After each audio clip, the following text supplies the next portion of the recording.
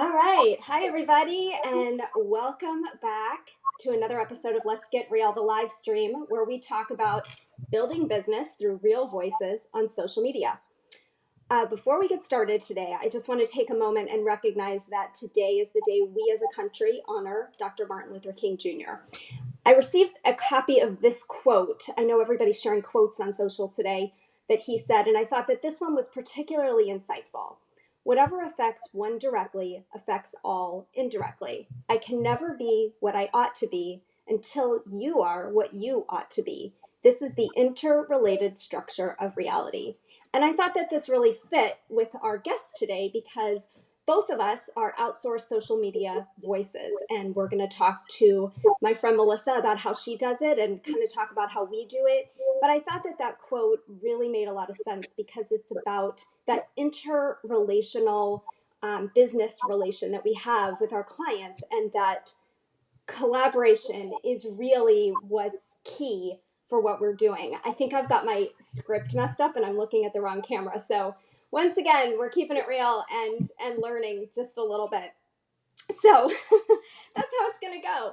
So again, I'm Shane. I own 520 East Brands. We're a social media engagement agency, and we're excited to bring this show to you.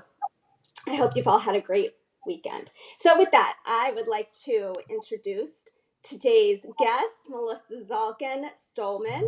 Melissa lives in Parkland, Florida. And she has been assisting small businesses with their social media networking needs. By choosing to work with boutique businesses in a variety of spaces, she can customize their graphics and messages to meet their target demographic, all while using their personal brands to promote their work and her own voice to reverberate the message. Melissa and I have been friends for quite a long time, as you can see, all the way back to college and even a little bit later.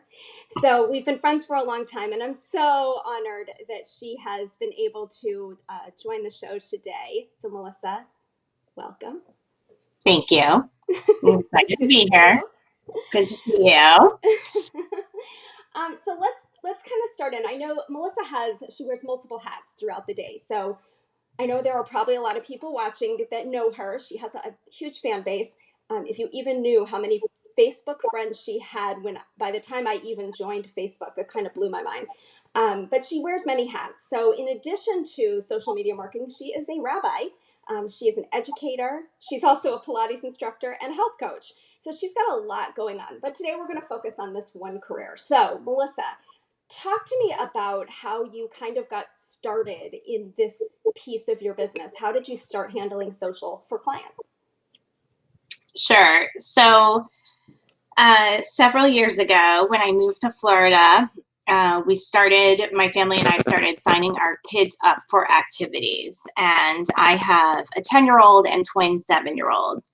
And I noticed it was kind of hard to find some of these activities. They really relied on word of mouth, but you had to know who to ask and the right time to ask if you're asking on Facebook or when you're in carpool lines and that kind of thing.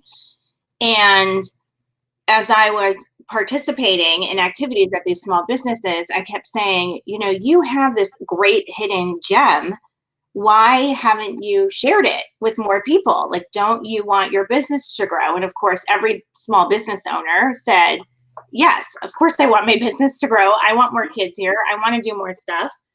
But they didn't know how to do that. And they weren't behind a computer throughout the day or their phones throughout the day because they are interacting with children live in front of them. So I sort of started to say, how about I be your megaphone online and amplify your message and what you do. And when I'm here with the kids, I'll take video and I'll take pictures. And, if you give me access to your accounts, I'll just keep pushing your message through as you and as me.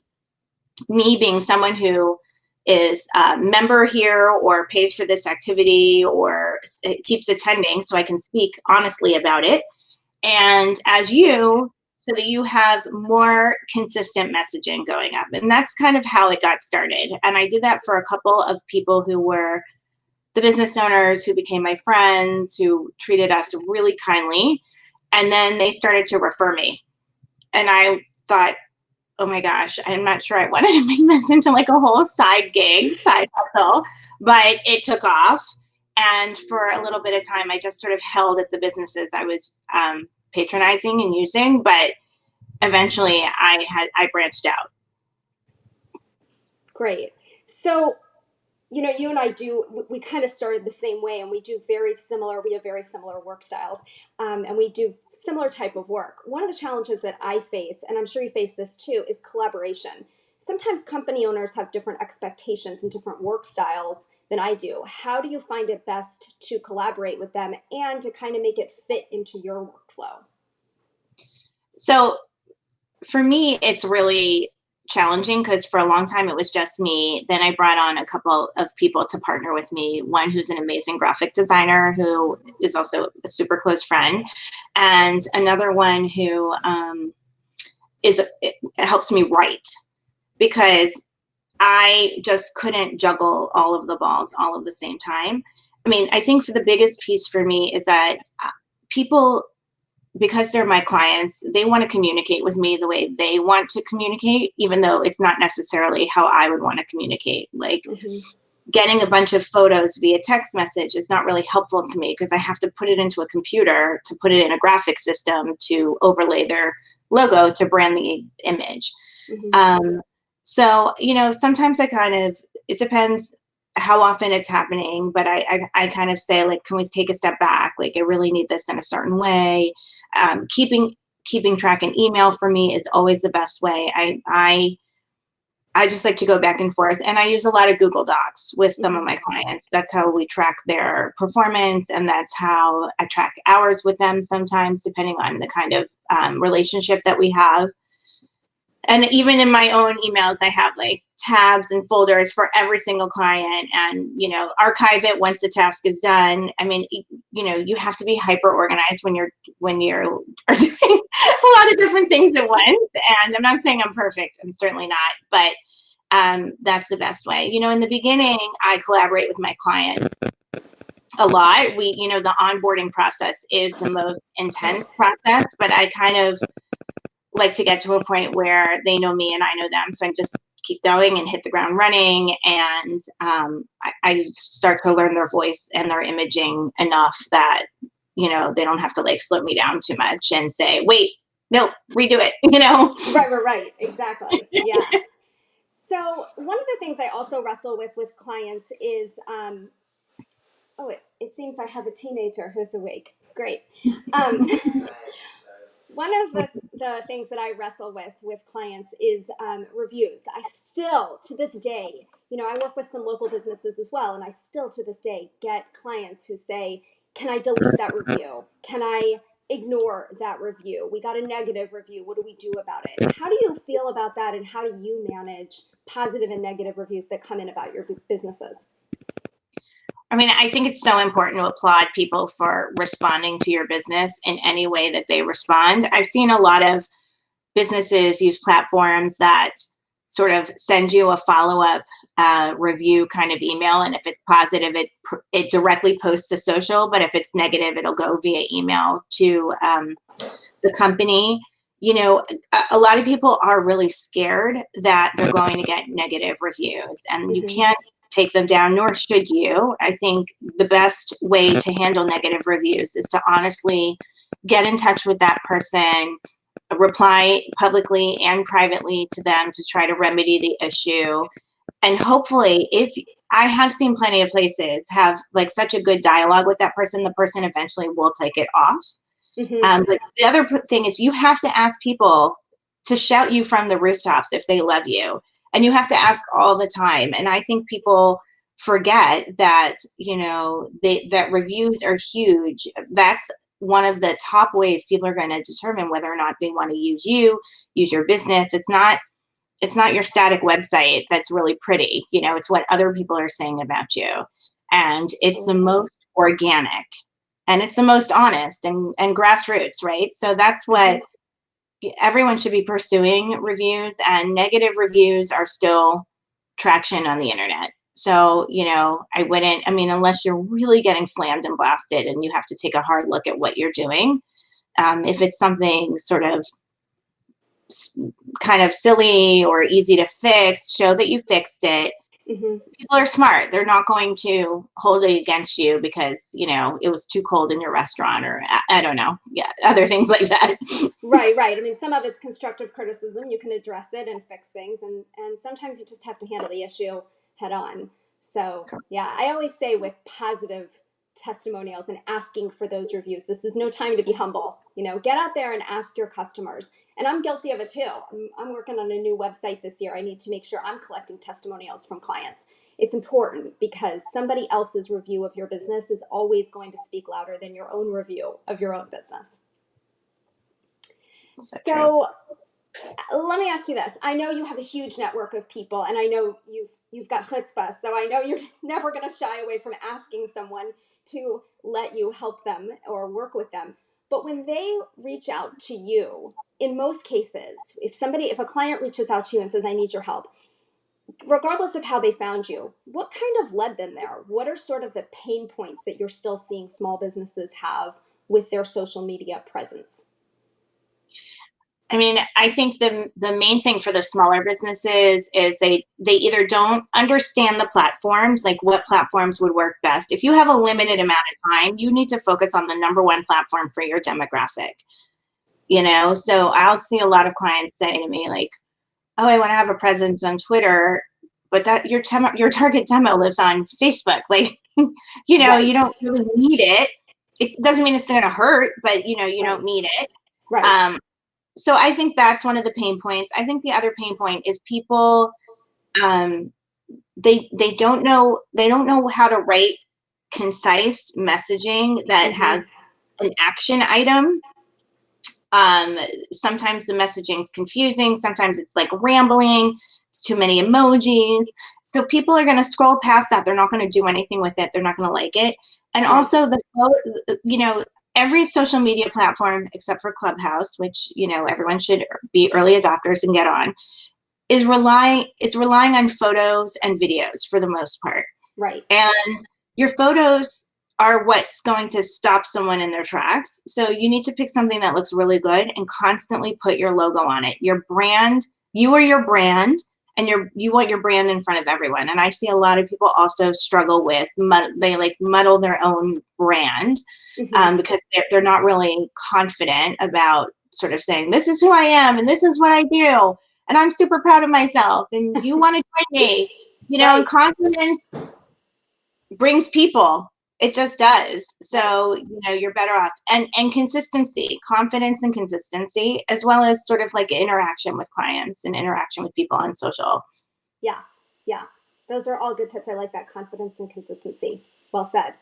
So knowing that you've got all of these hats you wear and all these different careers you're managing throughout every day, do you feel that one plays off the other? Like, do you think that, working in health is working along with what you're doing for your social clients? And then how does it fit in with your life as a rabbi? Do you think that they bounce off of each other, or do you consider them sort of in silos, different, you take different hats off and on?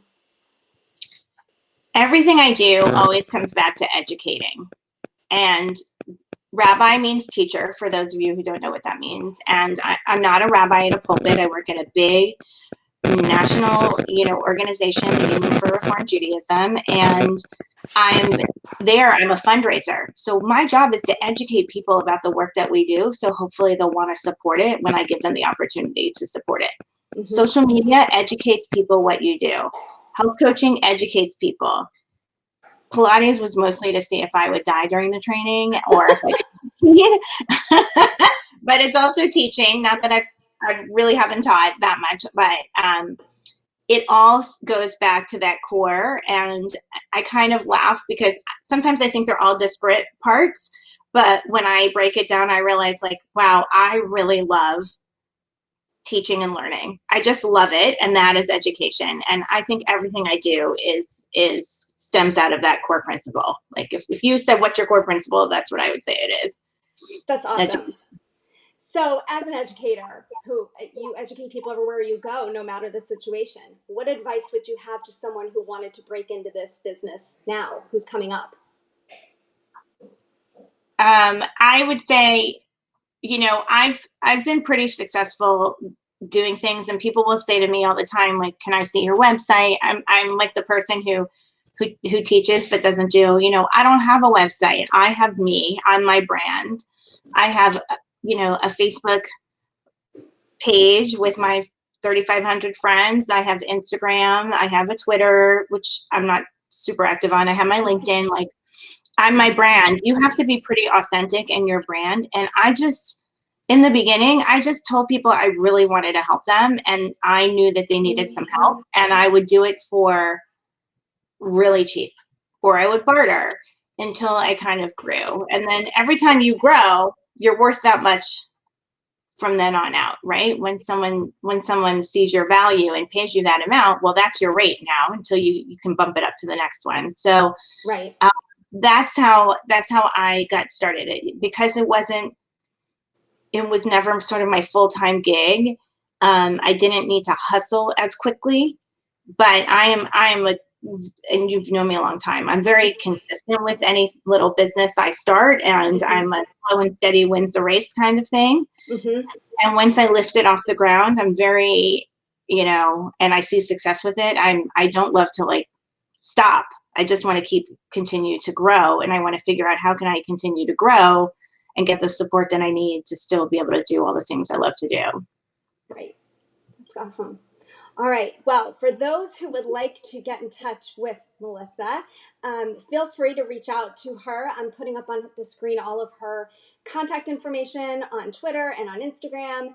And of course, you can always connect with her through me as well. I would be happy to do that. If you have a small business in the South Florida area, I'd say Melissa is really the person that you should be reaching out to get some help. So Mel, thanks for coming on this morning. I know you've got a busy day and a lot going on, and I so appreciate you being here. And it's always good to see you. I hope that at some point this year I get to visit Florida and I get to see you in person and give you a big hug. I know. Fingers Stay crossed. safe. Say hi to the Thank fam. you. Thank All you. right. Thanks, Mel. Bye, everyone. So there you have it. Thank you so much for joining me again today. If you'd like to reach me, I'm at 520eastbrands.com. So if you've got a small business and you're having some trouble with your social, you can find me there. You can also tweet me at 520eastbrands. And thanks for joining me. I look forward to seeing you next week when my guest will be Jessica Ackerson from Chicago. Jessica is a senior vice president at Sabio Inc., and we're going to be digging into data and demographics and really figuring out when you're being real on social, with whom are you talking, who are you reaching. And so we're going to be digging into that and a whole bunch of other stuff. So, and if you're lucky, you'll get to see a picture of adorable children. So have a great week. Until then, stay safe, everyone. Bye.